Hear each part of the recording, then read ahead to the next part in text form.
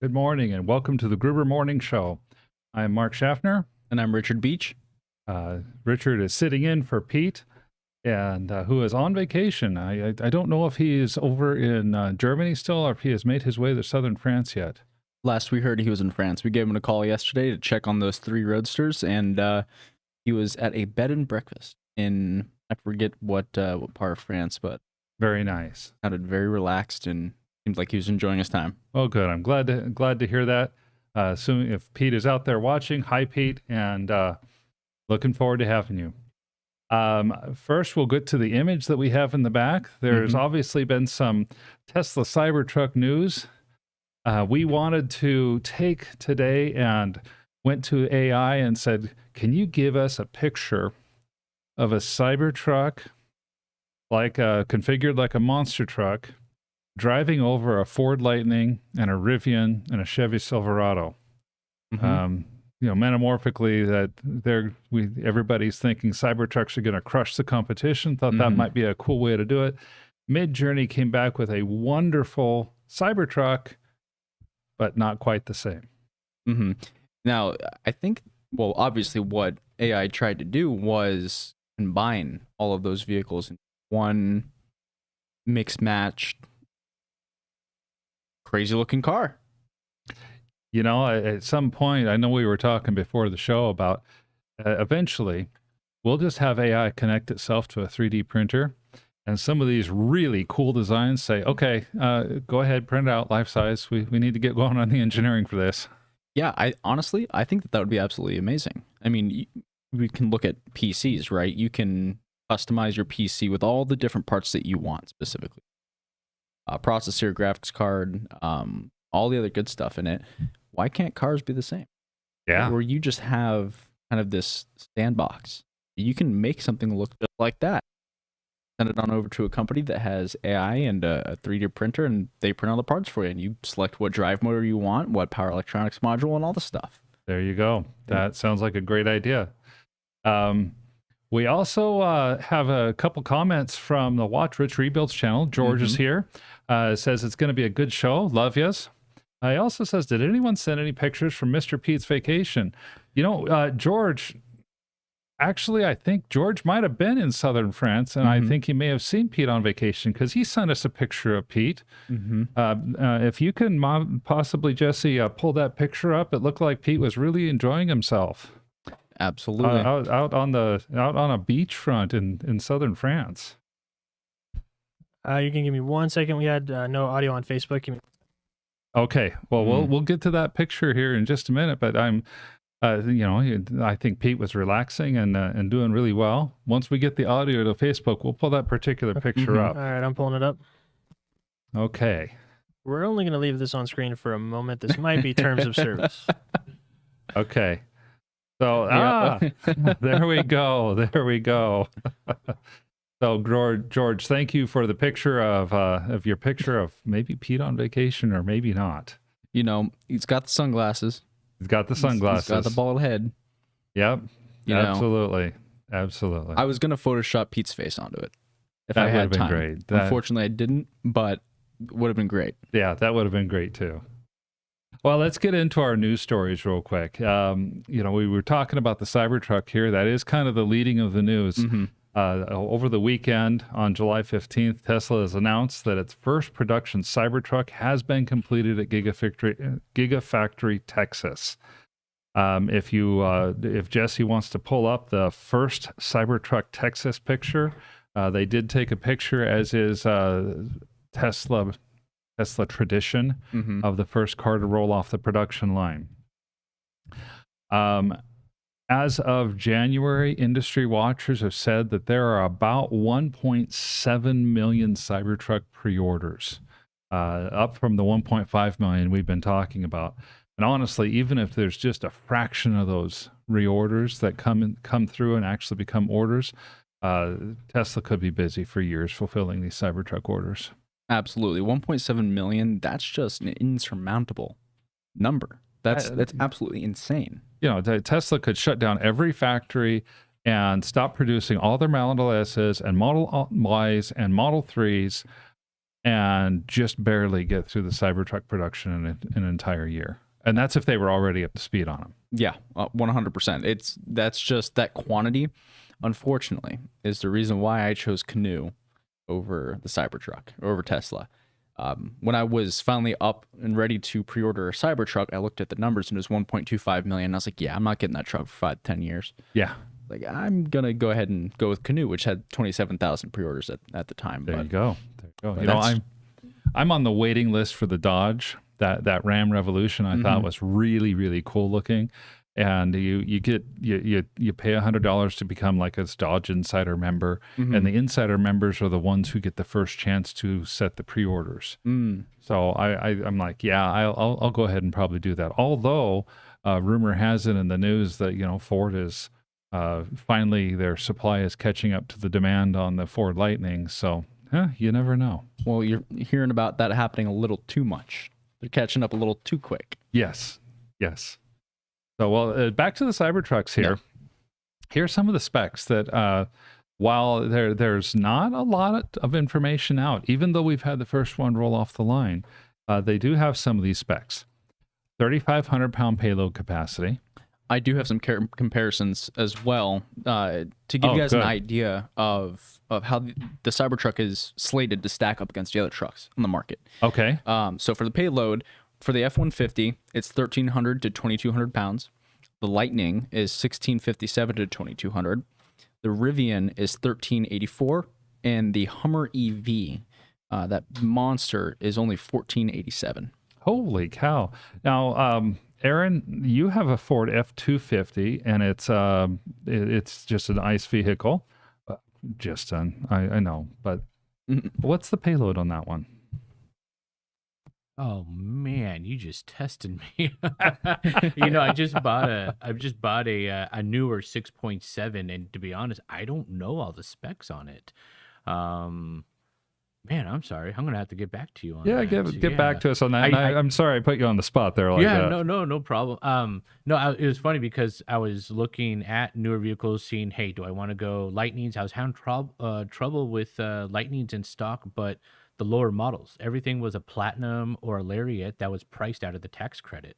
So then I started looking back into diesels, and I had an old lady who was trading in her vehicle, already sold her vehicle to the dealership, and I ended up buying it on the spot as is right there.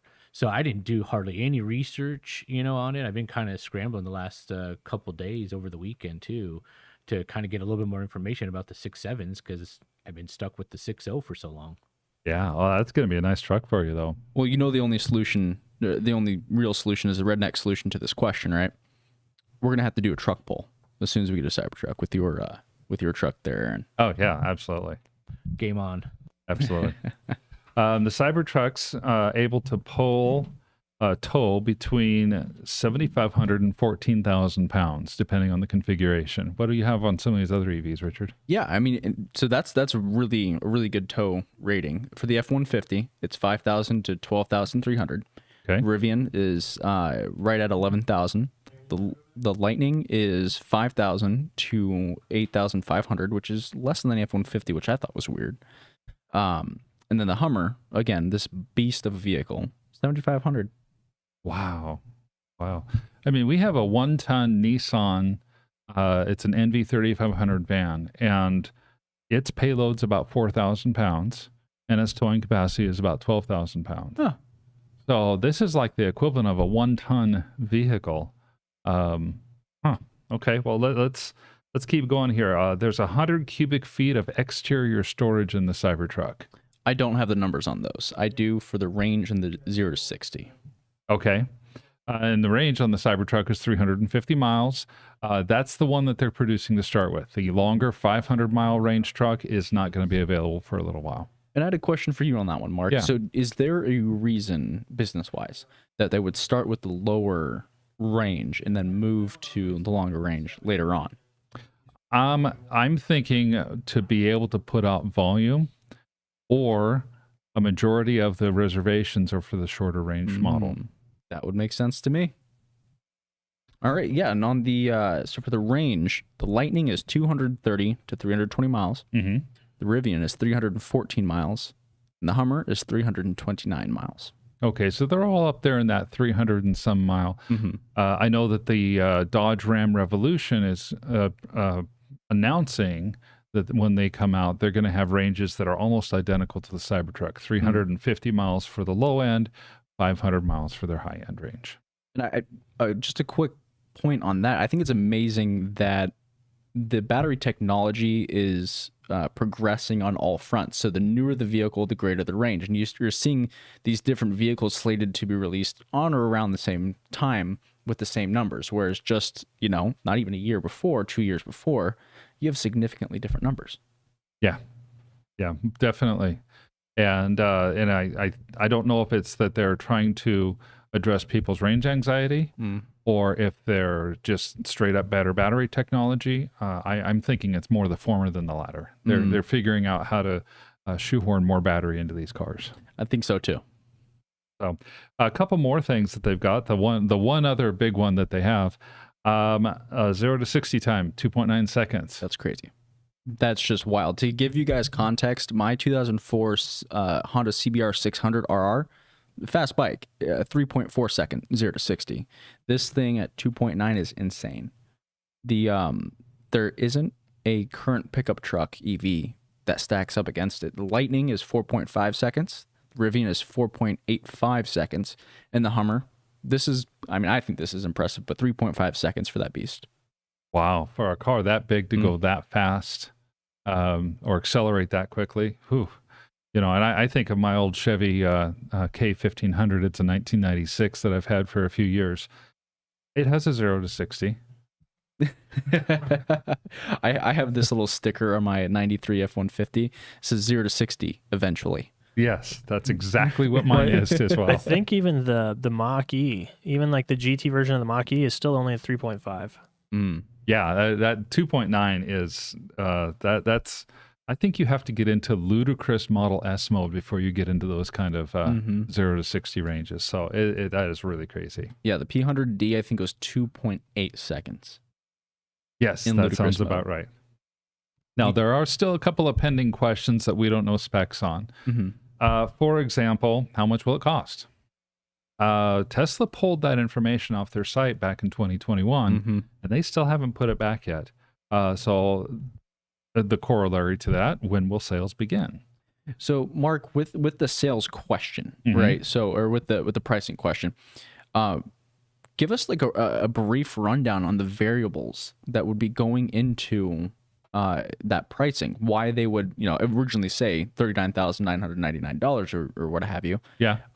What could change to prompt that price to increase possibly? Well, the big thing that'll change would be the price of lithium on the marketplace, because lithium is one of the biggest factors driving the cost of manufacturing an electric vehicle.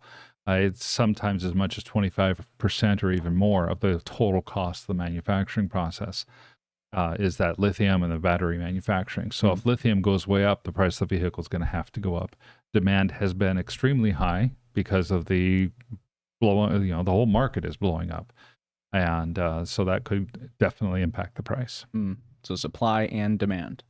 Simple supply and demand. For Tesla, they're trying something that's never been tried before. They have the gigapresses, they have the exoskeleton with the stainless steel. So frankly, they probably were just giving a swag or a best guess because they didn't know how much their manufacturing process would cost. Even after building the first one, they really don't know yet. Yeah. I mean, if any company is going to be able to provide a pickup truck EV at a reasonable cost and still maintain a profit margin, it's Tesla.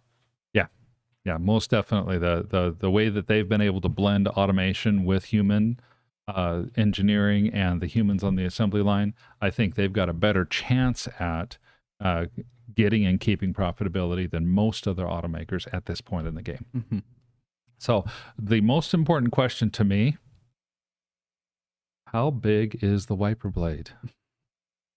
Well, we were looking at pictures earlier, and it looks, while it's, not extended, while it's retracted, it looks about 2 feet. Just from the pictures. Yeah, they've had a couple of different designs on the wiper blades. One is a single blade design.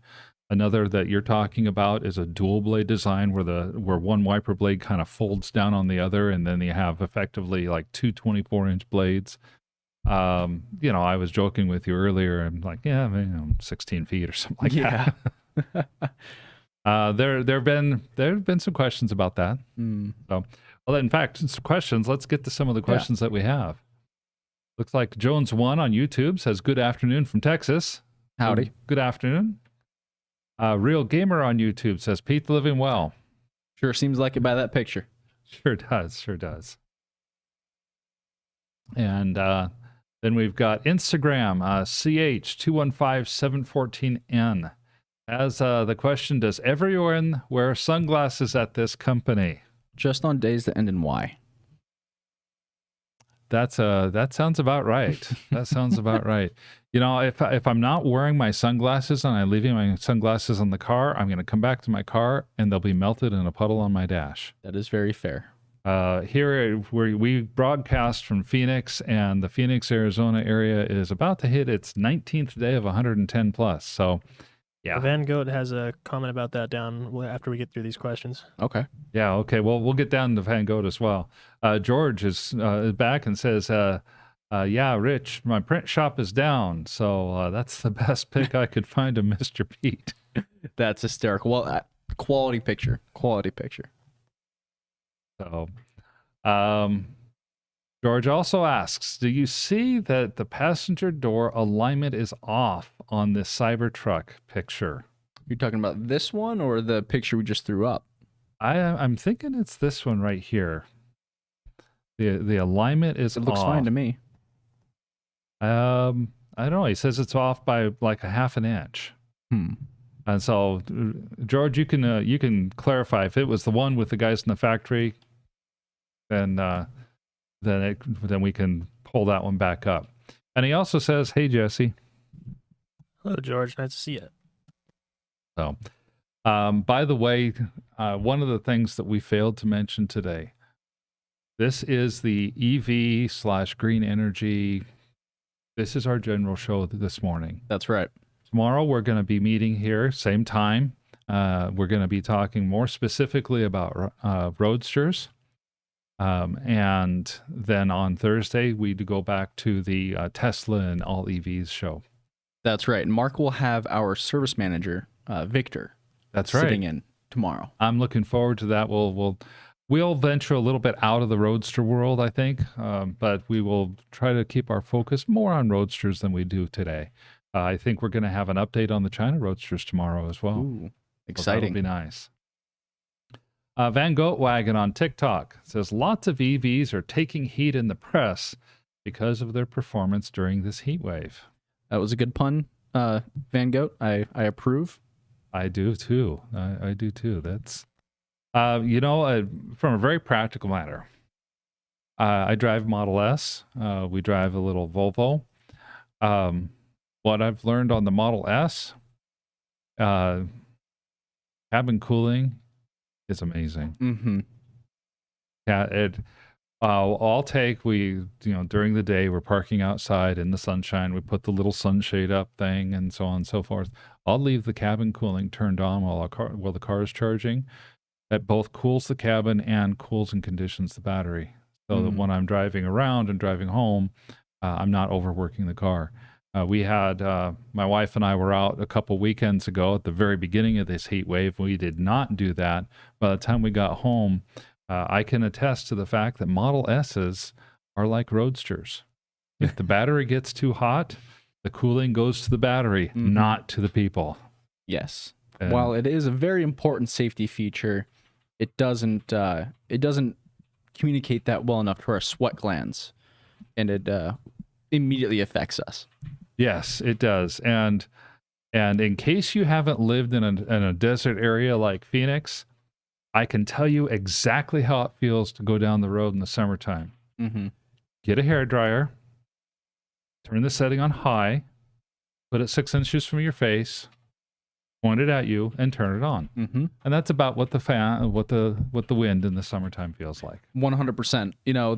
I'm reminded of a time I had my first motorcycle. This was in 2017. Mhm. And, I rode it everywhere. I just love riding. And so I didn't care about the heat. If I was a little sweaty when I got to work, whatever, so be it. It was Father's Day, 2017. And it was 122 out. And I had to ride about 1.5 miles to go to a restaurant to meet with my family for Father's Day.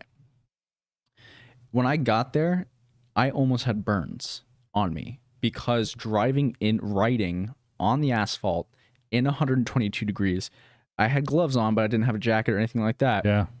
My skin was beet red. It was almost like I was cooked. Oh, you just about were cooked. Yeah. Just about were. Yeah. Oof. So, Crunch to Grace Hopper from YouTube has joined us as well. Welcome back. So, smash the thumb. Let's hit those likes. He says he's like number 4, and he's reminding everybody, as we will right now, go ahead and smash that like button. Absolutely. George and Watch Rebuilds channel did come back to us and asked about the shot of the Cybertruck that had the passenger door off, and he said that was the factory shot that he was looking at. That's a hard one to see. The Cybertruck was kind of small, and it was surrounded by the people from the Giga Texas factory. I'm going to pull it up here on my computer so we can take a closer look at it. Oh, there you go. Jesse's got it. Yeah. I'm not sure that I see that it's off necessarily. Oh, no, I see it. I see it. It's I'm having a hard time seeing it, but Yeah, the alignment, I don't know. in that picture. What's the name of that picture, Jesse? yeah. Or Cybertruck. Okay. It also could be on that passenger door that if it's that front piece.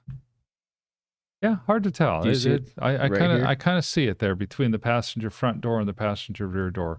Yeah, I don't know. That's an interesting observation. Thank you. Yeah, it is. Van Goat from TikTok. He's bought into the movement. Excellent. I'm wearing sunglasses too. Thank you, Van Goat. Jesse's awesome, he says. You know what? Jesse Appreciate you. is awesome. Jesse is awesome. Thank you, Van Goat. No, we had a comment earlier up. I failed to remember who it was. Nolver. He said, "Where's the Gruber Motor Company swag? Where are the bobbleheads?" Well, we have some that involve sunglasses. Do you want to? yeah, pull about up? right now, the one piece of swag that I know we have, and Jesse, you can tell me if it's up and live on our website yet. We've got these little handy sunglass cases. Here's one of the Founder Series cases that we and the team have. We've got Signature Series cases that are either on sale or going to be going on sale. Yeah, it'll be going on sale shortly, probably this afternoon. Hopefully, I'm going to be able to send out an email and a social media post. That'll be awesome. Mm-hmm. So they're forthcoming. We're going to limit the Signature Series to the first 100. And for people who want to customize these, this is a laser engraved full grain leather sunglass case, super high quality case. And if you want to have some customization engraved on the back, in addition to the Gruber Motor Company that's engraved back there, you can do that. That's so cool. We've had people say, "Hey, can I get my VIN number engraved on this?" Mm-hmm. Yes, absolutely. We can, on the Signature Series, it will have Pete's signature engraved on it as well. And we can either move that signature around or do what we need to. That's really exciting. Now, on the subject of bobbleheads, Yes. if we do at some point end up getting bobbleheads, I think that picture of Pete on the beach, prime candidate, turning that into a bobblehead. Yeah. What do you think, Jesse? Sorry, I'm distracted over here. Turning Pete into a bobblehead? Yeah, that picture of him on the beach that we just had. Yeah, the We're picture that gonna George use that- gave us. We're going to use that as a template. I think that would sell. We might have to put a warning on it, though. Yes, I think so. We've got a couple more questions, but let's get to our let's finish this article just real quick, because there's one other thing, one spec on the Cybertruck that I had forgotten to throw out there. Ooh. And for off-roading, the Cybertruck has an approach angle of 35 degrees, a departure angle of 28 degrees, and 16 inches of clearance. I'm going to pretend that I know what all that means. I'm going to nod and say I'm impressed. I'm going to ask Aaron again if he does any off-roading, and if so, Wait, how much was it? 15 inches of clearance? 16 inches of clearance. I think that's pretty good. Aaron, what do you think? Yeah, that's quite a bit.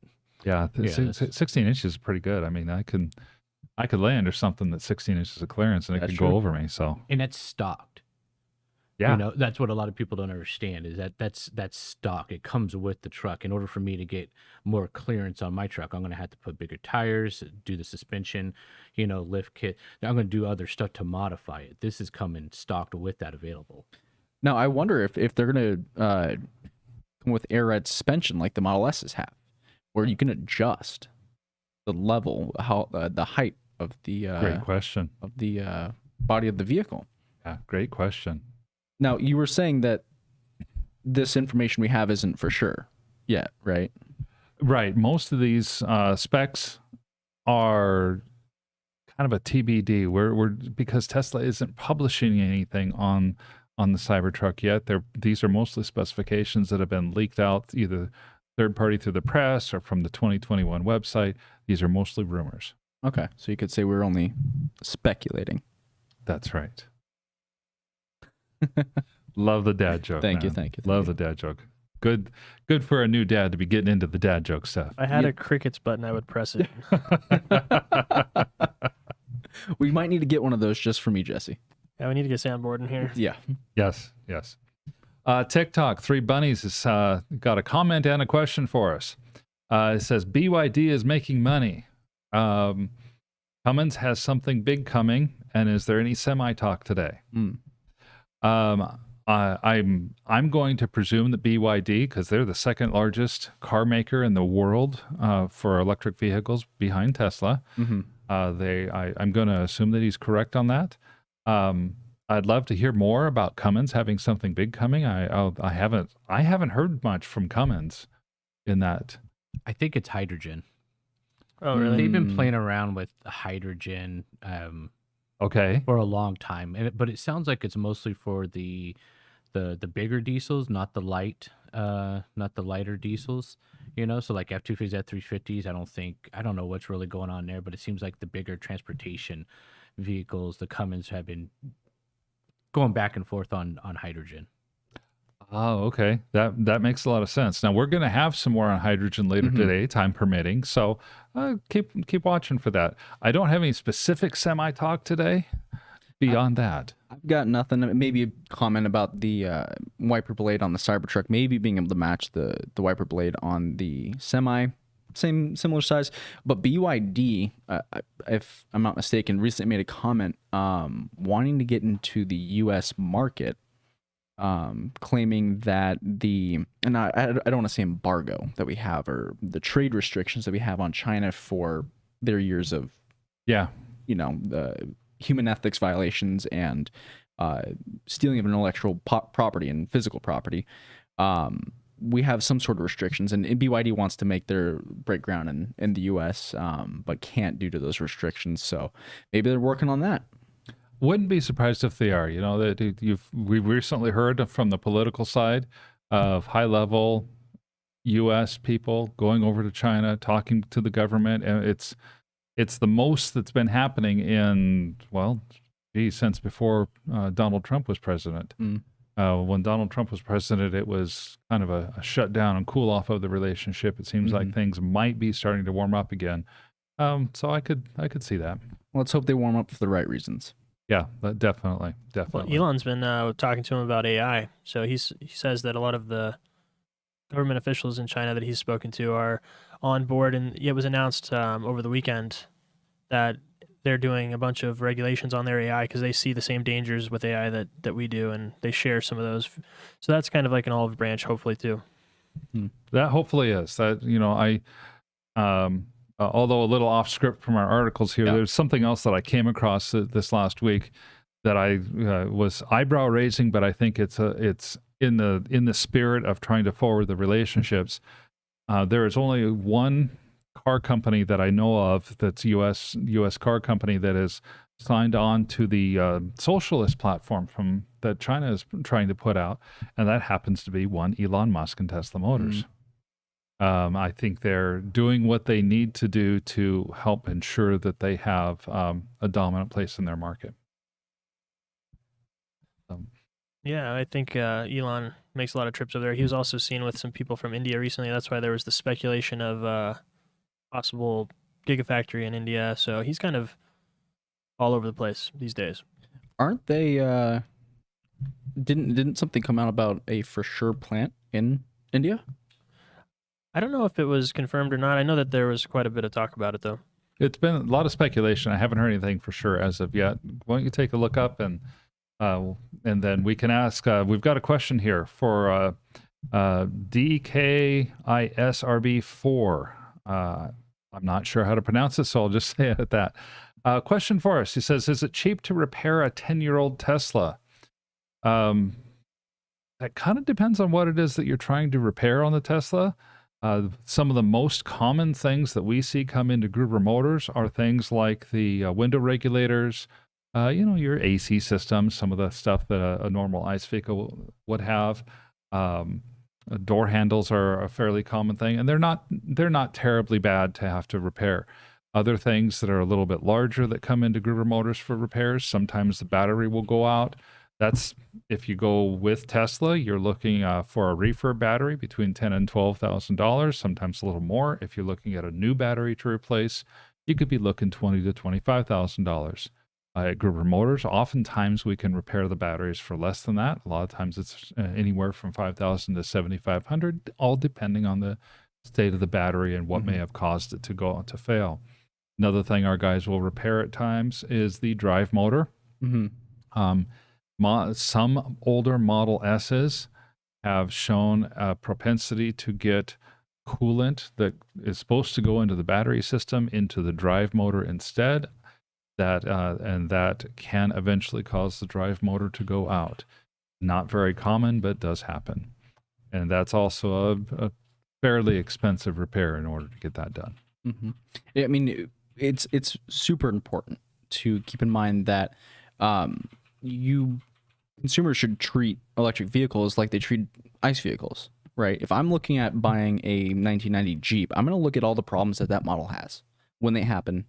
And when I go to see this older vehicle, I'm going to sit down and I'm going to look at those specific things. And I'm going to try to figure out, how's the alternator doing? Or, whatever goes on with it. Newer cars even, if I'm buying, a 2022 car, I'm still going to look up what problems those cars have had. And when I go and see it, I'm going to look at those specific things, right? And gauge, the cost benefit, right? To potentially getting that vehicle and what repairs may need to be done on it. A lot of the times with Teslas, you can tell when there's something going on with it, for broken motor mounts, right? In a Model S, when you step on the accelerator, you're going to hear a clunking noise. You know that those need to be repaired, right? Battery, right? When you sit down in a 100D and it's getting 110 miles at full charge, something going on with that. You can tell. Other repairs like the MCU chip going out, it's pretty obvious when that happens because the screen doesn't turn on, right? It can do all kinds of things when the MCU is not working properly. Yeah. I had a 2012 Model S, so I've upgraded to a 2017. In my 2012 Model S, I could be driving down the road. The following things would happen in the summertime while I'm driving down the road. The heat turns on, full blast, and the seat heater turns on, and the radio turns on and turns up to full volume, and the map starts spinning. And I mean like spin.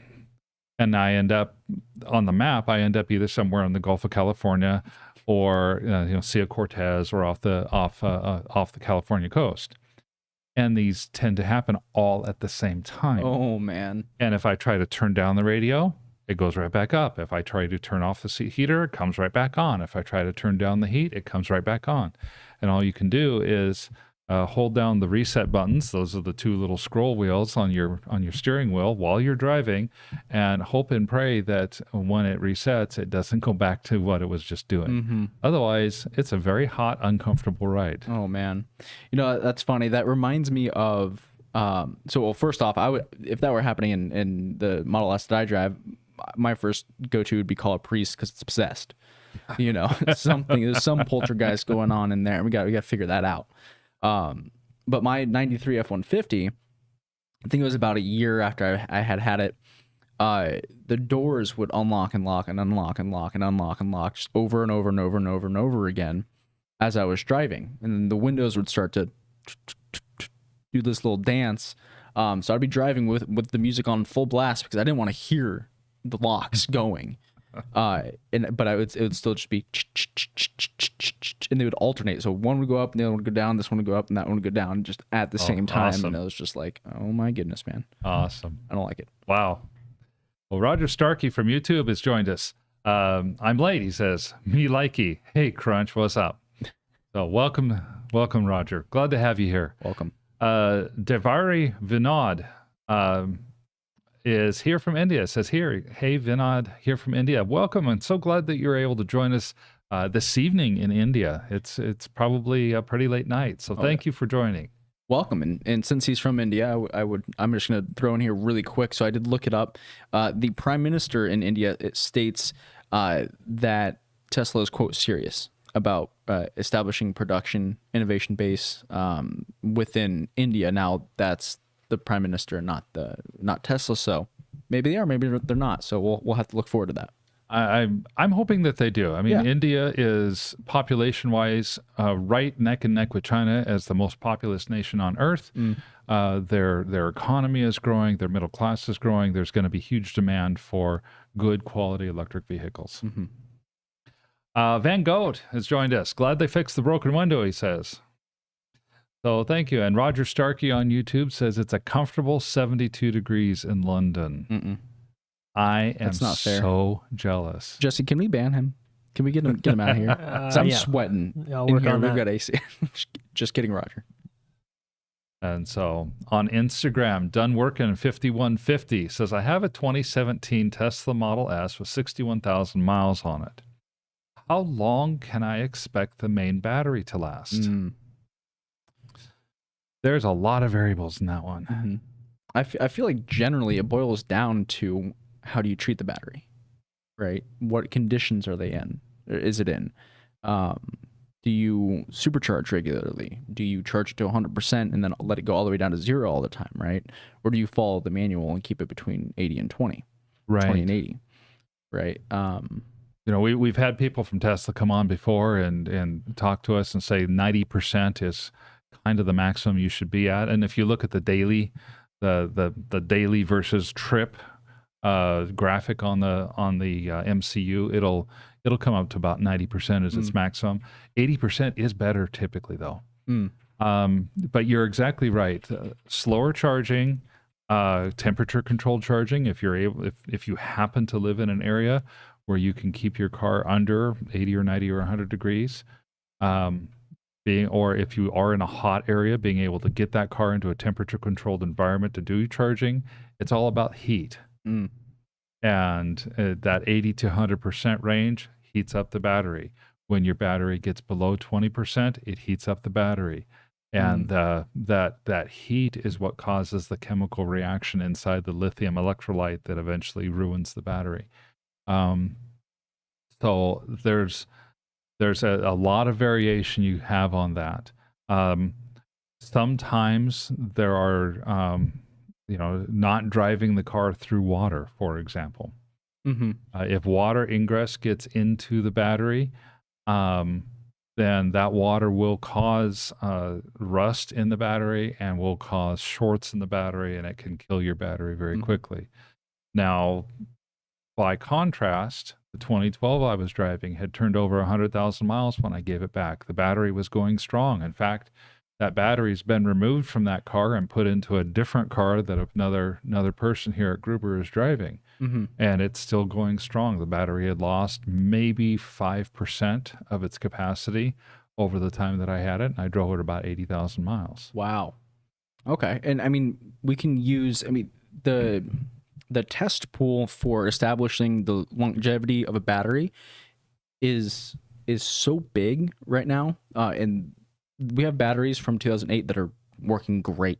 in Yeah. Tesla Roadsters. They're working just fine, right? And then we have batteries come in from newer Model S's that need to be replaced, right? And there are a lot of variables to that, right? Environment, the heat, and how people treat it, basically, right? Nobody babies their car quite like Roadster owners as they should, right? And we see that reflected in very healthy batteries from 15 years ago. Yeah. You know, so I personally, I think it boils down to the person driving the car and how they treat the battery.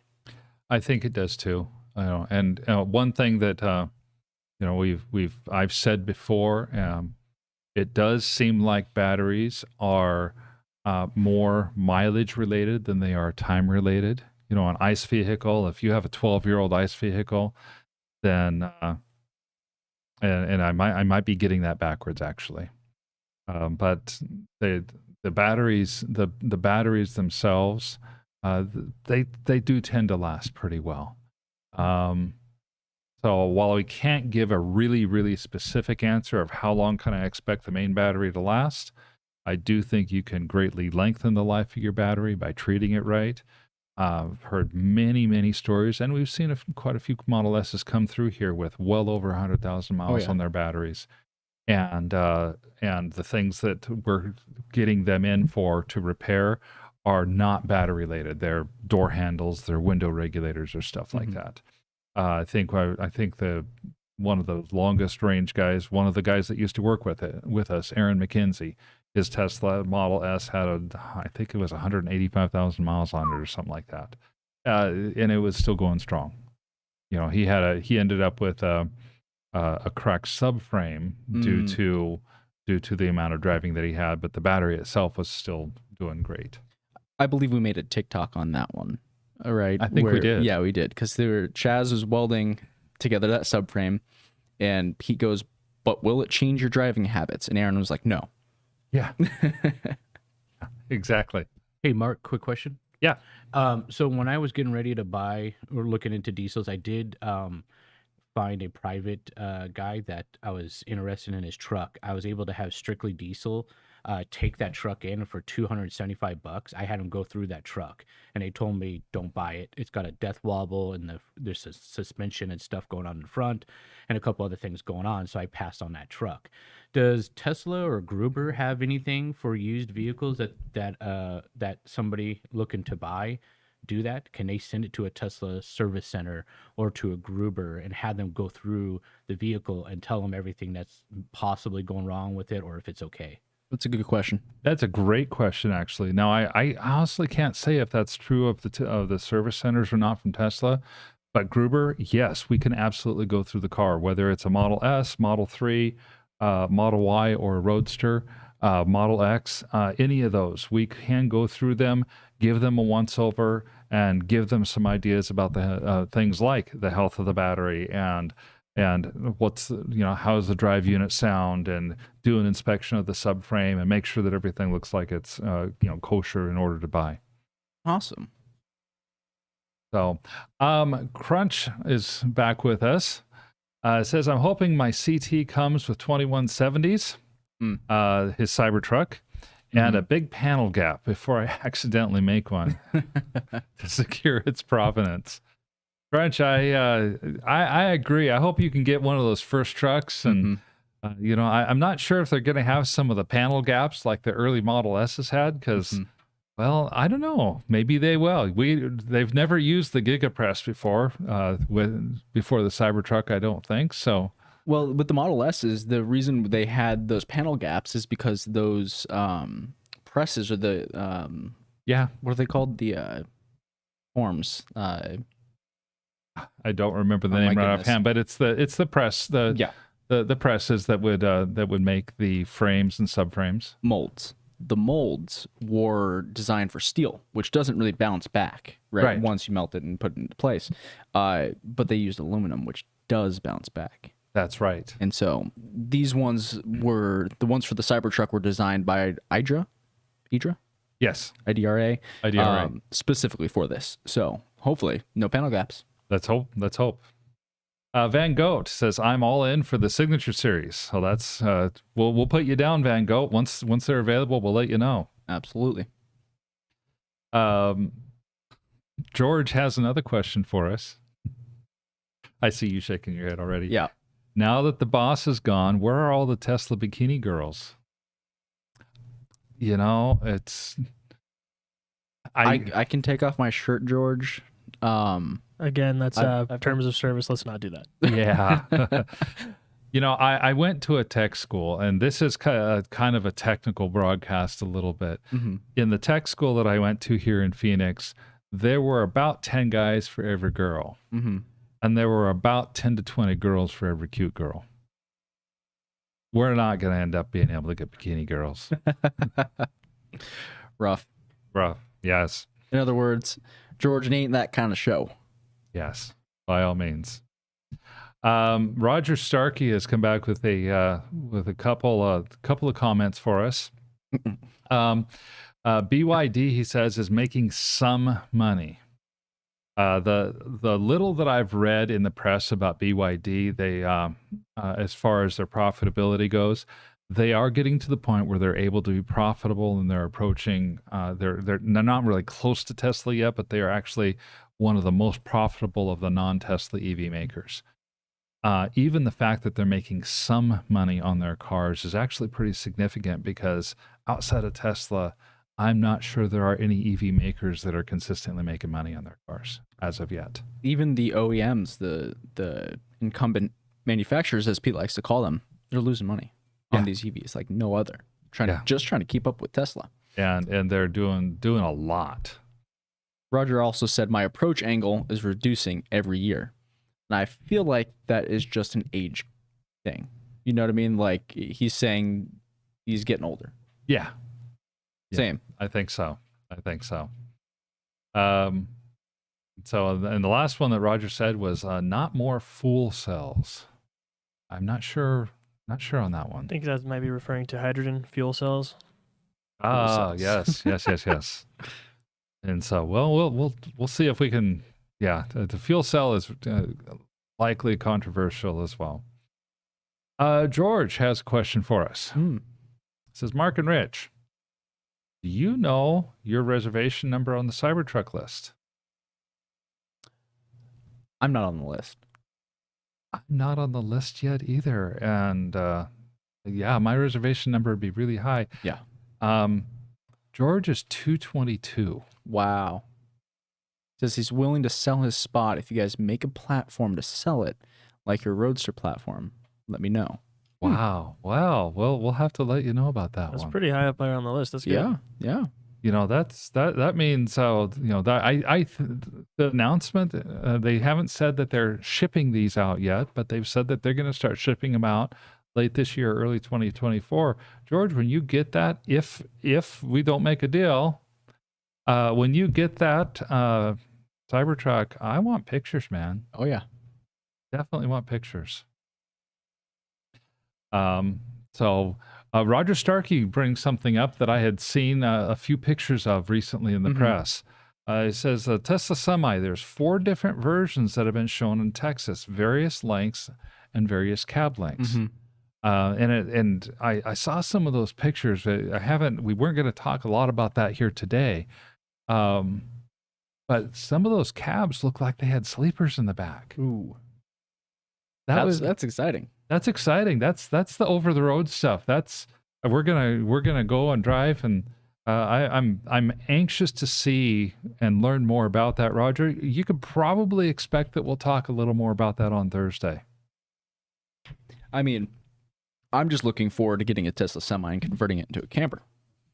Oh, heck yeah. That would be a lot of fun. Do you think I'd still need a CDL if we got it classified as a camper? I don't know. You still might have to have that Class A license. Oh, that's rough. Well, but depending on the size of the camper, you have to have those licenses anyway. Do you? I was under the impression that you could just go get a Winnebago the size of this building and you don't have to do anything like that. No, when you get to the big diesel pushers and stuff, you have to get a special license in order to drive those. Interesting. Okay. Yeah, so it's pretty much anything over 13 ton. You gotta get a different type of license. I'm grateful for that. There's not a lot of times I'm grateful for regulation, but for that, I am grateful. Yes. So, The smuggler is here. Welcome, smuggler. He says, "Where's Pete?" I'm right here. I just grew hair everywhere. Pete is in the south of France right now. He is taking a well-deserved vacation with family, seeing family from where he grew up in Germany, and he said he would love to have just stayed in the Bavarian Alps. Pete has shown us some pictures of there before, and I think I'd have to agree with him. It's one of the most beautiful places on earth. But when you live in the Alps all the time, and then you have family come in, you want to leave and go on vacation. You know, if I was ever brought there or went there, I can't guarantee I would come back. It's gorgeous. Yeah. You know, my family lives in South Central Alaska. Wow. And some of the most beautiful land on Earth is up there, and that's actually not that far in latitude from Northern Europe. Huh. So there are many places in Northern Europe that are north of where we're at in Alaska. Anchorage is not far off from London, in fact, in terms of latitude. Really? Yeah. Interesting. Yeah. Okay. So I get what you're talking about, and I can understand why people would have the beautiful, the beauty of all that earth. Now, Aaron, if you could scroll back up just a tad, I think there was a second piece to his statement. Oh, sorry, so I'm late to the party. Smuggler, you can join the party at the beginning, you can join at the middle, you can join at the end. As long as you make it, we're happy campers. That's right. Roger Starkey has mentioned something about the statement that Elon made that we talked about earlier. Mm-hmm. People misunderstand Elon's politics. It's quite simple. Are you with the mission, or are you against the mission? My response to that is only a Sith deals in absolutes. Why, Richard? I had the opportunity. Had to take it. You know, Roger, I do think makes a great point, though. Elon's passion is everything Tesla. And if it's not everything Tesla, then it's SpaceX, or it's the Boring Company, or lately it's Twitter some as well. It is his businesses. That is his life. And I think he makes, and I do think that Elon is the type of person that will sign on to whatever is going to promote the business. I agree. And yeah, I mean, politics that go along with all of that, you know, it unfortunately, it's really easy for third parties to muddy the waters. Yeah. You know? Yeah, it really is. Nulver53 has a comment and a question for us. Says EVs are still fairly expensive. And that is not the question. It's something I would agree with. Do you see the prices coming down as the technology improves? And will solid-state batteries have any part of the cost reduction? I'm curious to hear what your comments on that. Just so you guys have context, this came in when you guys were talking about, is it cheaper to repair an older Tesla? Okay, thank you. Okay. So a couple comments. First, to address the context. Yes, EVs are still fairly expensive. EVs also have far fewer parts. For example, the drivetrain of a Tesla is going to have somewhere 200 parts or less in total, where the drivetrain of an ICE vehicle is somewhere between 2,200 and 3,000 parts that all wear and break, and the parts that Tesla has tend to not wear as much. An electric motor just doesn't have wear parts on it. So where EVs counterbalance, I guess is the way to say it, is that when you have a repair on an EV, it's going to be a major component because there are so few components to repair. So you might be dealing with valve replacements and transmission issues, and even worst case, you crack the head of the engine, and you've got oil changes, and you've got all these $50 to $500 repairs that need to take place over the life of a vehicle for a combustion engine. On an electric vehicle, you might not have any repairs for 10 years, and then you have a $22,000 repair. Yep. Or an $8,000 drive unit or something like that. So, so if you take a look at the total cost of ownership, however, I do believe EVs are already cheaper than ICE vehicles by a little bit. Mm-hmm. And I think that that equation is going to get even better Just over time. real quick to insert something with that, Mark. Yeah. I think a lot of people don't remember, or they just don't know, EVs have much, much better warranties as well. Yeah. So, yeah, especially for that guy with the 2017 earlier, he's probably still got another year or two of warranty on that thing. So if you see massive fall off in range, take it to Tesla and get that battery swapped before it gets out of warranty and you have to pay that $20,000 or whatever it is. There is thank you for adding that point, Jesse, because you're right. Federal mandate for electric vehicles, 8 years or 100,000 miles for the battery and powertrain. That's awesome. So that's not something that the manufacturers have an option on if they're going to produce any kind of EV in mass. My take on the solid state batteries, yeah, they're absolutely going to lead to cost reductions. Any battery that has more energy density is either going to allow you to have more range or will allow you to have equal range and a lighter footprint. And I think there's going to be just as many people that want to go to a 300-mile range and a 500-pound battery as there will be the people who want to stick with a 1,000-pound battery and go up to 600-mile range. 100%. How about your thoughts?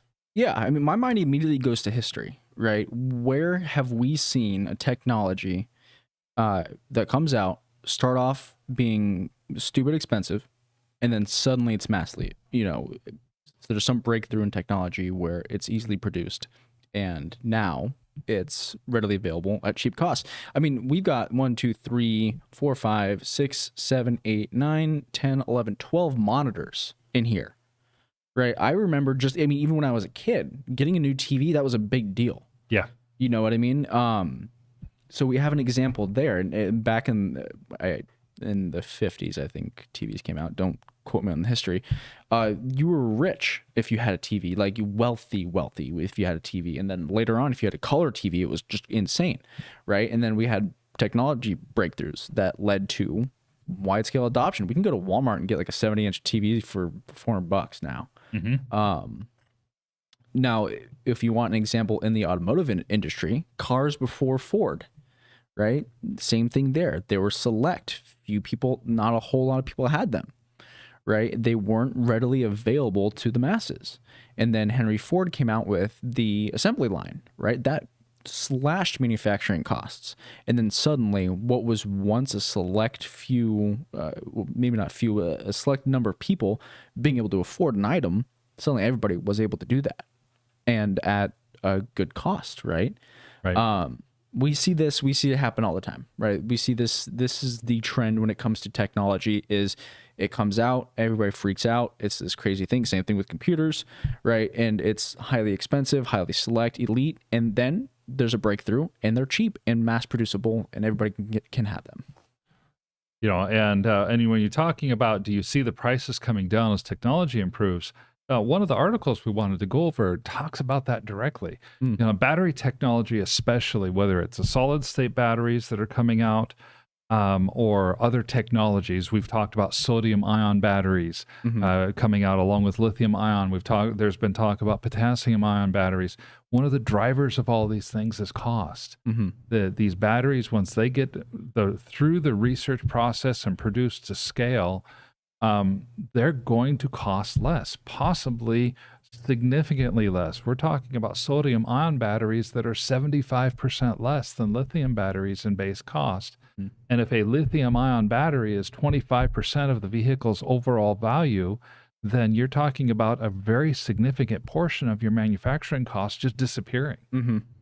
Now there is we've talked about lithium being potentially scarce. That's why it's expensive, and it's supply chain. It's not the raw materials that's scarce. New lithium is being discovered all the time. We've also talked about the promise of sodium batteries like this. Now there's a student going for his doctorate here locally in Phoenix at Arizona State University, who, along with his professor, is looking at the feasibility of fusing sodium and lithium. So Tullio Garacci is a PhD student at Arizona State University. He works with his professor, Alexandra Navorsky, and they're trying the novel approach of mixing lithium ion and sodium ion electrolyte to see if they can come up with a stable electrolyte that would be able to be used in batteries. If successful, it could revolutionize batteries because you're going to have the energy density or near energy density of lithium ion like you have today. You're going to have the lower cost of sodium because sodium is one of the most plentiful elements on the planet. And you're going to have the high energy output. You're going to have more stability potentially than lithium ion, which means less volatility, less chance for fire. Right now, they're looking at to get their optimum mix, so it's still in the early research stage, but they've already found that they can get a stable mix of electrolyte with 10% sodium and 90% lithium. They think they're going to be able to go to as high as 20% sodium and 80% lithium without negatively impacting the overall viability and energy density of the battery. That's amazing. And Mark, you made a comment earlier that kind of put this into perspective for me. If they're able to do an 80-20 battery, that then enables a company to build 10 EVs as opposed to using the same amount of lithium as opposed to 8, which it would have used before, because 20% is made out of the sodium. That's amazing. Yes, exactly. So, you think about that, and then there's that less mining and overhead and everything else, and you would have lower cost, but you would also have the long range and high performance of lithium. So Nolvar, we definitely think that there's a really bright future with this technology. There's going to be a lot of cost decrease. In my opinion, we're eventually going to get to a tipping point. Yeah. A car, some sort of vehicle is going to come out, whether it's a sedan, whether it's a pickup, whether it's an SUV. The Rivian R1S SUV is getting rave reviews.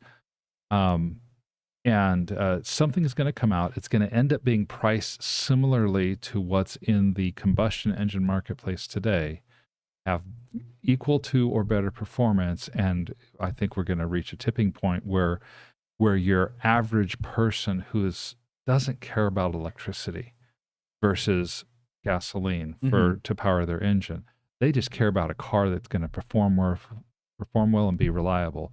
Those people are going to start buying in. 100%. For most people, when you're thinking about your day to day, for the most part, it's survival, right? For the most part, it's I need to make sure I have enough money to feed my family, right? To keep a roof over my head.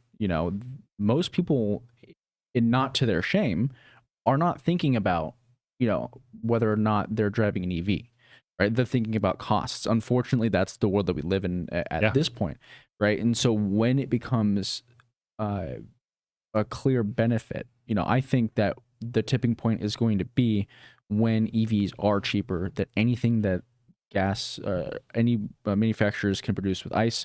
That's when the tipping point is going to hit.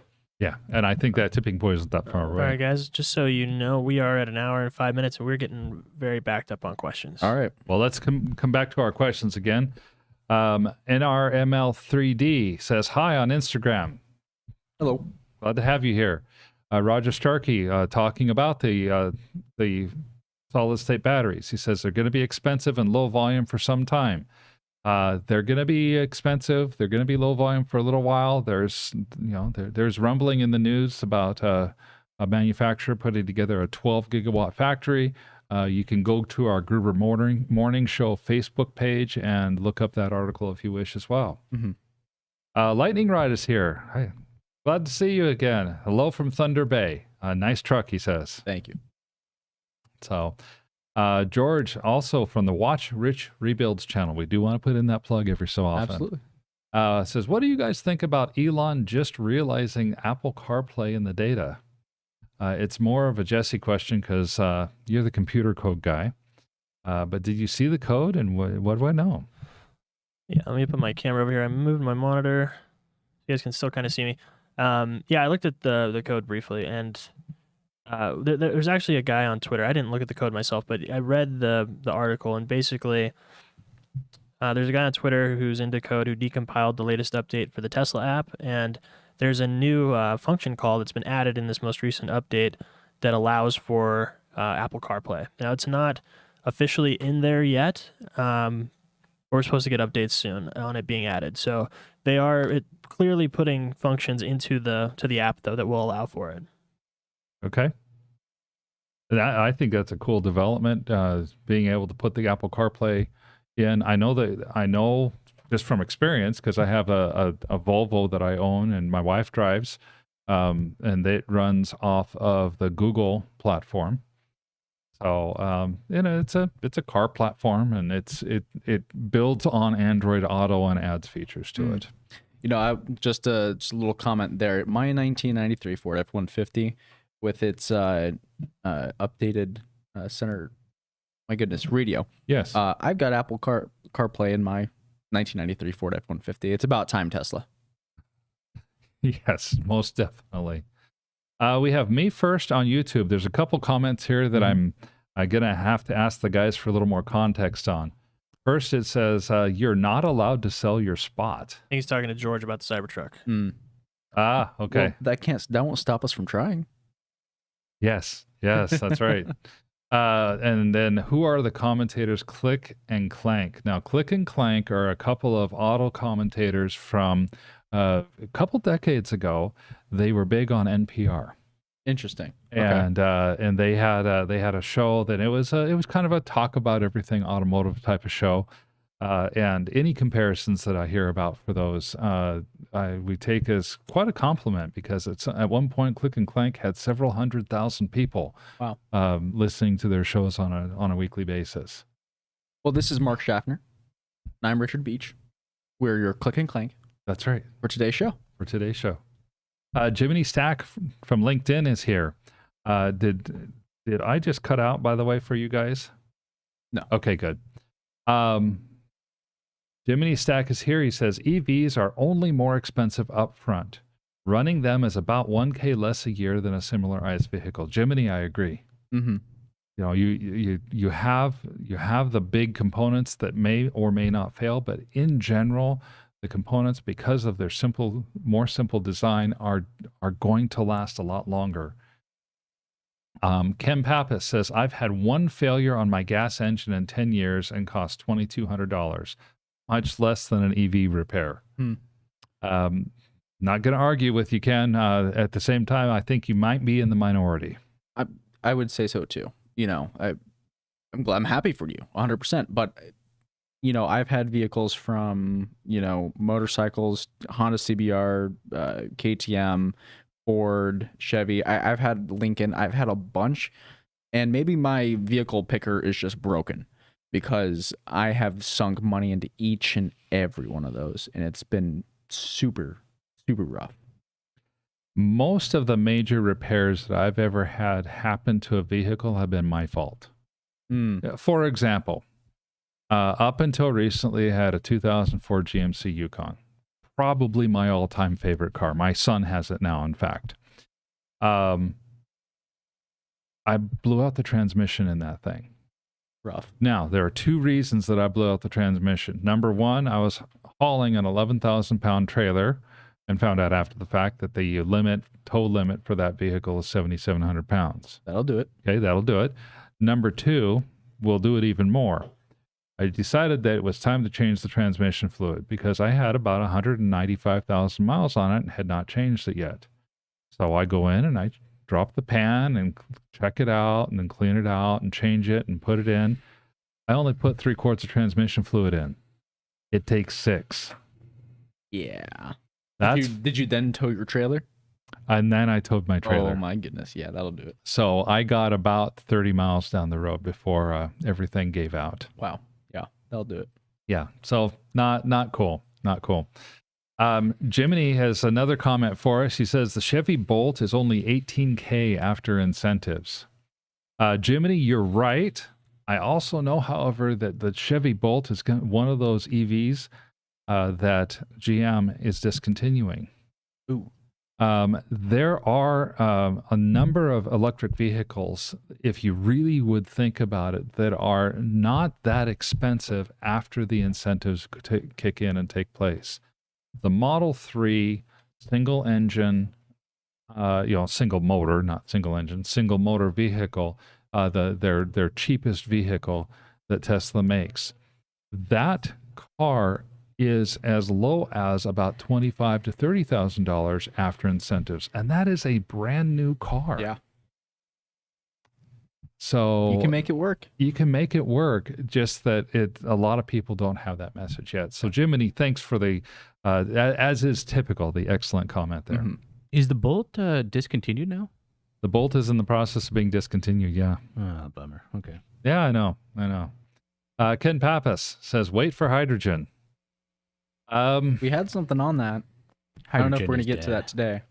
We'll see if we can get to that. But if we don't get to that today, Ken, we're going to get to that on Thursday because there is some news on the hydrogen front. I'm not 100% sold personally on hydrogen as of yet. Well, I did a little research on the. We'll get into it. Okay, we'll get into hydrogen. Miranda Aldridge is saying hi. Hey, Miranda. She is saying hi all the way from the Gruber Motor Company shop, 3 doors down. So glad that you're watching today. Thank you. Roger Starkey says, Ken, you'll be waiting a long time. Yep. If Ken buys a Toyota, maybe he won't have to wait quite so long. They do sell some hydrogen fuel cells, but good luck finding one. Mhm. And good luck filling up. George says, yeah, hello, 8 years. It's a warranty and then a marriage. Yep. Yes. So Roger Starkey talking to Jen says, 3 times the fuel cost. Hydrogen is a fuel storage method. A battery, just inefficient and expensive. So I think he's talking about the hydrogen fuel cells as well. The way the conversation's going, we may get that our hydrogen stuff sooner rather than later. Let's get through a few more questions first, though. Yeah, Ken has another comment that leads us into another conversation we were going to possibly get into today. He says, power grids can't even deliver power to our homes. How are we going to solve this to charge cars? There's a piece there. I want to let's talk just a little bit about that one. Sure. Because first, you guys did a video on the power grid. Yes. Yeah, we did. You did some research on that. We went into it. Jesse? Yeah, I was just gonna say the same thing. We went into it, and there's another much bigger YouTube channel. It has like 4 million subscribers called Engineering Explained, and they did all of the math on the grid and how it can already handle everything and how it'll scale just fine. And we used a lot of that info in our own video, but there's no issues with the grid. Yeah, we went at it. I think all of us were on board saying the grid can't handle it. We need to sound alarm to this problem. We agree. This isn't going to work. And then after doing research, we were pleasantly surprised that if it won't work now, it will. It's underway. Yeah, it's there are probably the weakest link in the grid right now is the high voltage lines. How difficult it is to get through the regulatory red tape to build high voltage lines across areas of the country that environmentalists just don't want to see disturbed. But that is moving forward slowly but surely. There's other stuff coming out too, like vehicle to grid, vehicle to home, that's going to make these vehicles extremely useful for the grid. And then also there's things like Tesla Powerwall.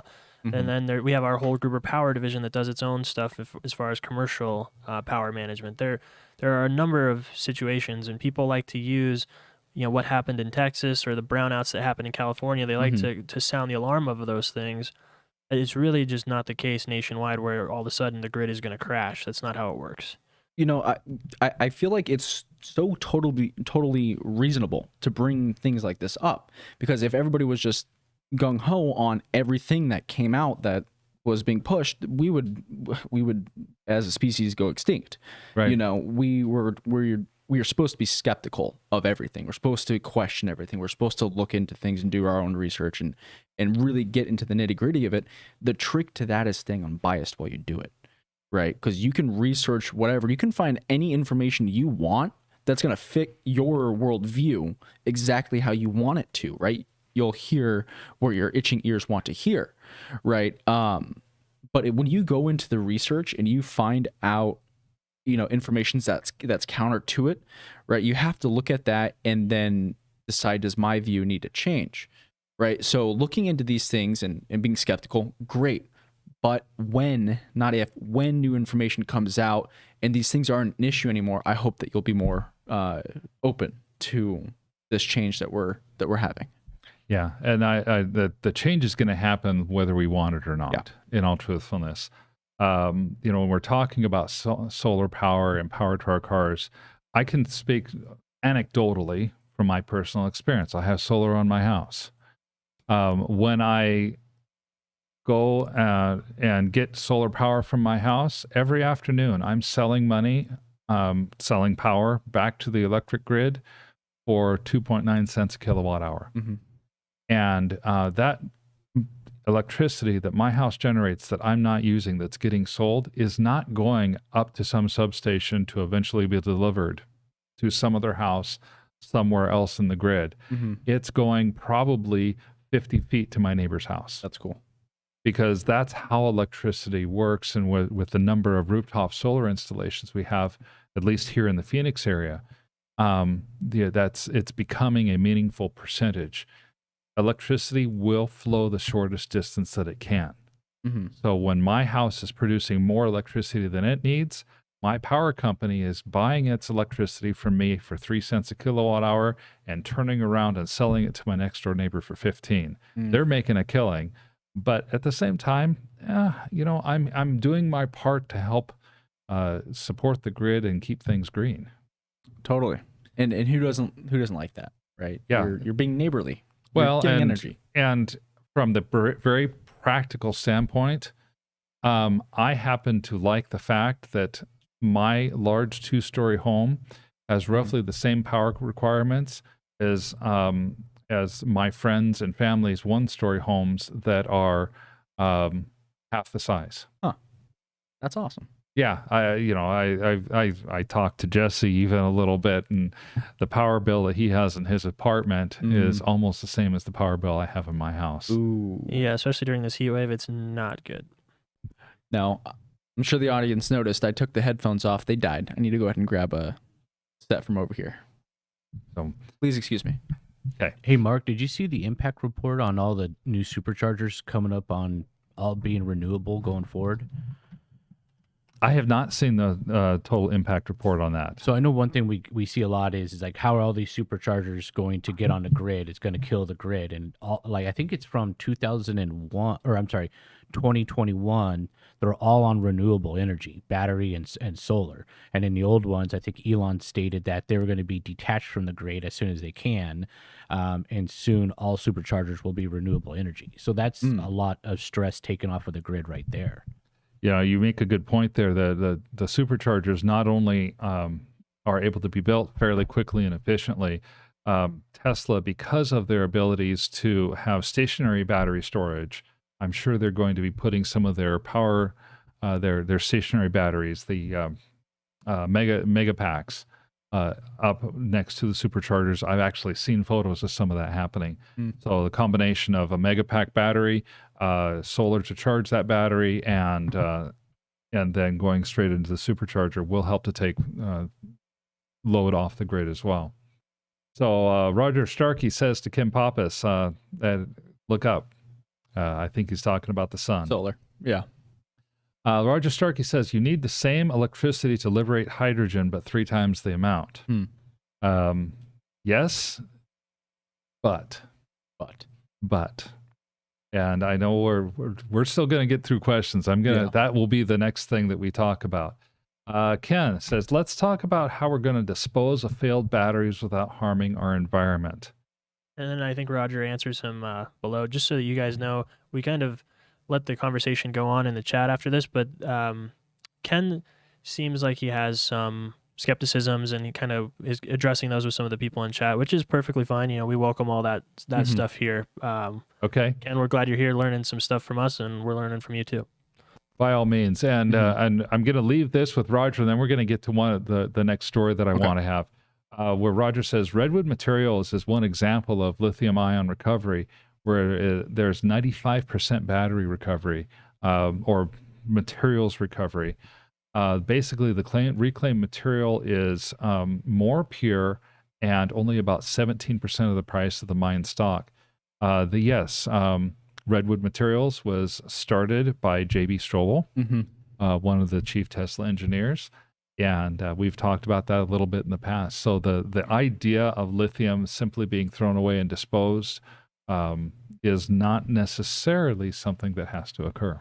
That's correct. And we had Sandy Monroe on the podcast, and I think he sat down for an interview with J.B. Strobel, and he basically said that Redwood is starving, that the amount of battery packs that are being sent to them is so low that they're looking for battery packs to recycle. And that just tells you what the actual, quote, throwaway rate is of battery packs, specifically Tesla battery packs. I think it's 90% of the time they can be remanufactured, meaning, you know, dead cells cut out and repurposed. Right. Yeah. There's not a whole lot of recycling that needs to happen, but even that which does happen is done at an extremely efficient rate. Yeah. The one of the things that we've seen as well is, you know, battery packs that get used up are not necessarily, they're not going all to landfills. We had one article we had a couple weeks back where there is a picture of a sea container with the long end cut out of the sea container and doors put in. Battery packs were stacked up in that sea container as stationary storage. The whole idea is that a battery pack has to be manufactured and used in a very stringent manner. And when a battery pack falls out of those stringent specifications for automotive use, it doesn't mean that the battery pack is useless. It just means that it can't be driven. Correct. And as a result, the battery packs can go into other applications. In this case, it was a stationary power application. I would love to have that for, you know, an off-grid solar setup for a house. Yeah. And they can absolutely be used for that. Yeah. In this case, the battery packs were being put onto the grid. They were going to be extra storage for solar generated power, and they were going to be put back onto the grid as the grid demanded it. Awesome. So yeah, definitely is something. So I want to get to the hydrogen comments a little bit more, because we had an article this week that I wanted to talk about. Hydrogen can be made through many processes, you see. And there are, some of them are very expensive environmentally and electrically. Some of them are not. When we're talking about the different types of hydrogen, you've got, for example, blue hydrogen, which is hydrogen that's extracted from methane or natural gas. That is not a particularly clean way to produce hydrogen. The hydrocarbons, greenhouse gases, are one of the large byproducts of it. Brown hydrogen is hydrogen that's extracted from coal. Basically, coal is gasified and hydrogen extracted from it. So again, you're producing a lot of carbon dioxide, throwing it into the atmosphere. Other ways of electrolysis for hydrogen, pink hydrogen, which is electrolysis based but comes from nuclear power, is another way. Green hydrogen, electrolysis based, but it comes from renewable energy sources, solar energy or wind or water powered energy. There is another type of hydrogen that previously has been thought to be fairly rare, but might not be, and it's called white hydrogen. White hydrogen basically is naturally occurring hydrogen in the crust of the earth. And it's found in underground deposits similar to oil or natural gas. One of the stories that came out here in the 1980s was of a gentleman drilling a well in Mali.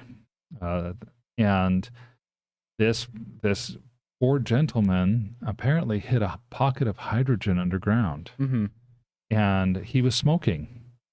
And it blew up. Oh man. Unfortunately, unfortunately for him, scientists came in after the fact. I never heard if it killed him or not. They came in after the fact and discovered that the hydrogen coming out of the ground from that well was 98% pure. Wow. And so, White hydrogen indeed. White hydrogen indeed. Scientists, including the U.S. Geological Survey, are now estimating that there's enough hydrogen in the ground today, in the crust of the Earth, to meet global hydrogen demand for centuries. And just as importantly, in fact, possibly more importantly, it appears that much of these hydrogen deposits occur as a result of chemical reactions that are occurring deep underground. And that means, unlike oil or other hydrocarbons, this hydrogen is replenishable. It replenishes itself as it's extracted from the ground. That's really interesting. So the technology to capture white hydrogen exists today. Much of the technology that we use to capture petrochemicals, the crude oil and natural gas and stuff like that, can also be used to capture hydrogen with little modification. So you're talking about the classic pumps that you see going. Okay. Yes, the classic oil well pumps and stuff like that. They can be altered, and the main thing is that hydrogen's fairly corrosive to metals. And so the alterations have to dealing with the fact that there's going to be a corrosive material coming out. So you're saying we can keep oil workers employed, they just wouldn't be getting as dirty. Yeah. Okay. Exactly. They'd be getting hydrogen out instead of oil. And the hydrogen that they get out from the wells that they drill is going to consistent replenish itself. So they don't know how long these wells might be able to exist. Unlike an oil well, which has a defined lifetime of anywhere from 5 years to about 30 years. They have no idea how long these hydrogen wells might be able to exist. The biggest issue is nobody's ever looked for it before. So we could be sitting on a gold mine right now and we would have no idea. Yeah, absolutely. Absolutely. So it's starting to catch people's attention though. Europe is further along in the usage of hydrogen for energy purposes than here in the United States. And there is a definite interest about extracting white hydrogen out of the ground. And the scientists are moving forward with at least experimenting on how to further purify it. Most of the white hydrogen that comes out of the ground is relatively impure, 10% to as much as 70 or 80% purity. The reason we don't see hydrogen bubbling up out of the ground like oil is that hydrogen will come up through the ground, get to a patch of oil, and it will chemically react with the oil. Or it'll get to a different type of soil, an acidic soil. It'll react with that soil, and it'll bond with the soil instead of coming out of the ground. That leads into, I have a few concerns with hydrogen. I'm cautiously optimistic. Same thing as I said before on the last show with full self-driving. I am not certain about it, but I'm willing to be convinced. I'm open to this idea. The first concern is, when we started pumping oil out of the earth and burning it, we didn't really consider what it would do to the environment. We didn't consider what it would do when humans breathed, if I could speak, it in every day, right? There wasn't a whole lot of studying that went on with that, right? There was no consideration. I don't want us to do the same thing with this. I hope that the people that are discovering these things and doing the research on them are not able to be lobbied, are not able to be swayed in any specific way, so that we can figure out exactly what this is going to do to us as a species, to our planet, and all the other wonderful creatures on this planet. If we start to harvest this hydrogen, right? I know that hydrogen is very important for soil, very, very important to crops. So what's going to happen if we start pulling that, right? How long does that hydrogen take to get from that pocket to the soil, to the plants, to the animals, to our stomachs, right?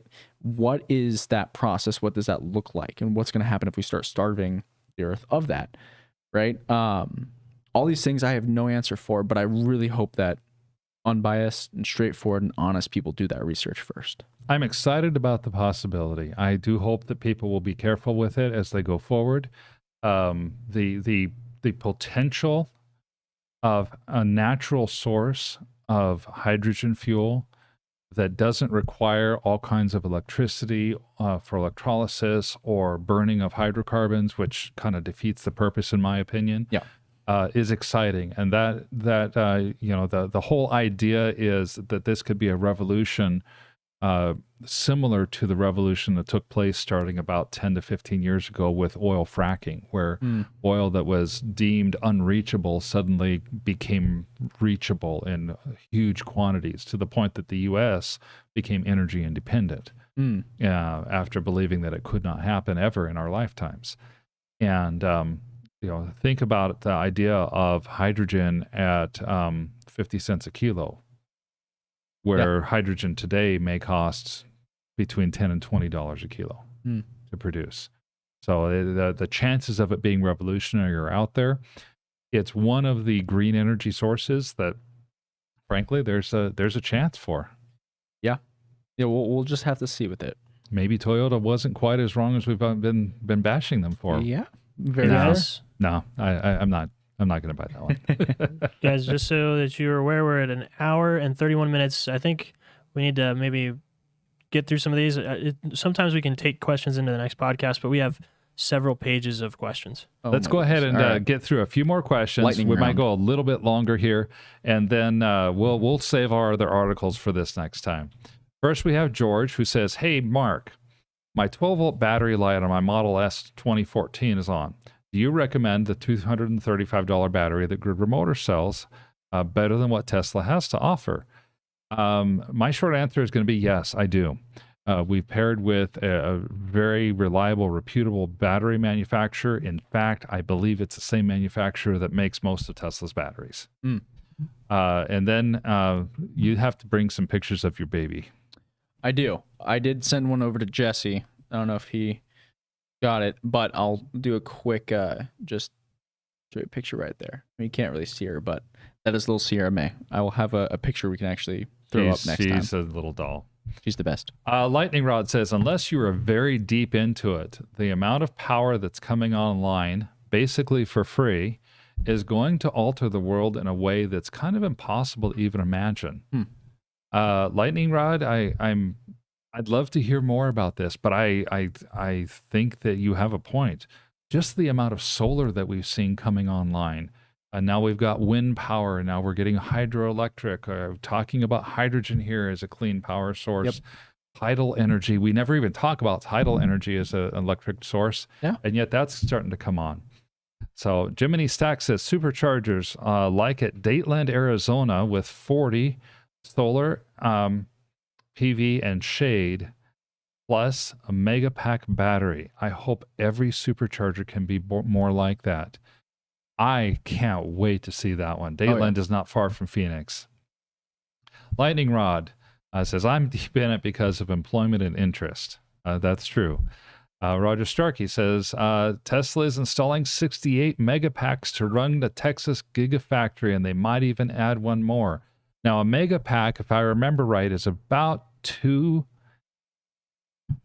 megawatts of energy, maybe a little bit more. And so that means that they're going to probably run they're going to run that entire factory on green energy when all is said and done. That's going to be really cool. That's really cool. Lightning Red, I think I know a lot for a regular pylon like me. I appreciate you, Lightning Rod. George from Watch Red Tree Builds says, I told you it's going to be a good show. Sorry, Jesse. Yeah. Interesting show. Machine NZ says, in the UK, according to the AA, it's now cheaper to run a diesel than an EV if you don't have your own charging. Interesting. That's very interesting. I think the key there is if you don't have your own charging. Yeah, and it's country to country too. You know, I don't know anything about the UK's standard exchange rate. You know, what it would cost for you to buy a gallon of milk versus me here in Arizona, diesel. We don't know. So there's a lot of variables going on there. Yeah, there definitely are. I don't know the electric rates in the UK. I know if you do nothing but commercial charging here in the United States, you still save probably around 50% or so on your fuel costs over what gasoline would be. The United States has historically been, throughout the world, a place where the energy costs are actually quite low. Well, since I've had the Model S versus my F-150, I haven't spent a penny on any That's kind of true. fuel. That's I true. charge here. Yeah, that's I'll charge at home sometimes because I live kind of far away from the office. But charging at home usually means plugging in at 10 o'clock to take advantage of my solar, so I There don't you pay go. for it there either. Ken Pappas says, I'm reading that manufacturers are having difficulty getting raw materials to make batteries. Ken's point is actually good. I read right below that though. For Roger Starkey, he says, well, if the UK government has a word with the energy companies and instructs them to stop profiteering, the cost couldn't go down by more than 50%. For Ken's point, the challenge is less the mining of the raw materials and more the refining of the materials that have been mined. We've talked about in the past, China as a country has over the last decade developed an outsized, almost a monopoly on both the mining and the refining of lithium. It's not environmentally friendly. China doesn't really care about the environmental friendliness of the process. And so they just move forward. And as a result, they have more capacity. There's more to get into about their stranglehold on the mining as well, the methods they've used in order to get permission from those countries to be there to do that. But that's another conversation. Yes. But yeah, and we've got things in the U.S. opening up for refining, correct? Oh, yes. Okay. It's, in fact, just making the news minutes before we went live today. The U.S. Supreme Court has rejected an appeal by Indian tribes on the lithium fields that are in Nevada. They said that they should not be able to mine there. And the Ninth Circuit Court of Appeals said, no, you're wrong. And they appealed to the Supreme Court, and that's come back down. I believe it's at the Supreme Court level. It might be in the Ninth Circuit, but the energy is won in this case. Interesting. They're going to be able to mine lithium. Lightning Rod says, like, for instance, Canada for electricity. In my lifetime, it has sold electricity to Middle America at a loss, below cost, for a lifetime loss of almost $1 trillion. Now, when he talks about Middle America, he's talking about the United States as well as Central America. Okay. So he says, not too bad for 30 million Canadians. It's for aluminum manufacturing. Interesting. That's so Roger Starkey says, white hydrogen, coincidence? I don't think so. Lightning Rod, what happens if your hydrogen well lights up? Oh, if you're digging a hydrogen well, don't be smoking a cigarette. That's right. When I was reading for that hydrogen article, I heard about a place, I think it's in Turkey. There was this gas coming out of a mining shaft, and the miners threw a flame down the shaft so that they could get the gas out and start mining the minerals. Did not know. Now they believe that gas was hydrogen. It's still burning today. They threw the light down there in the early 1960s. Wow. So, yeah. Machine NZ, 1st of April, 2025. EVs will pay for the road tax for the first time in the UK. The new 2025 vehicle excise duty rules will have a significant impact for thousands of EV owners and their annual motoring costs. That's happening here in the States as well. A lot of states are putting in taxes, registration taxes on electric vehicles that are higher than the gas taxes that the vehicles, that the electric vehicles replace. Government always needs to get its cut. It needs to get its cut. Yet electric vehicle owners kind of shrug because they know that in the big picture, they're still saving a whole bunch of money over fuel.